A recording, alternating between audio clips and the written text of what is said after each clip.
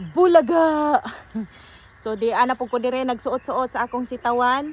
So di mao din ni ikaduha guys. Mao ni ikaduha sa akong sitawan ang didto sa pikas. Mo toy mapuno sa basket didto.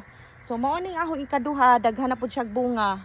Unya mo nang mukuan ko og naay bis bitaw kay early in the morning kanang wa pay kuan ang bis mo kuan. So kanang mag-ingat gyud ko diri kay gigukod ko gahapon.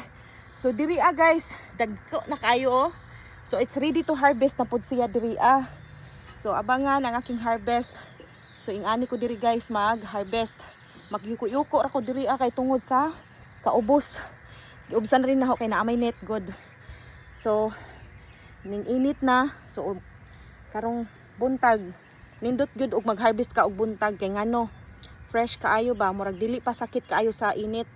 Mao na nga ang ilang kuan ang tubig makasaka pa once nga kuan na gani init ka mag-harvest luyat mo nang I said to my customers na dili ko magpa-harvest og init kay luyat ang mga kuan ba mga bunga.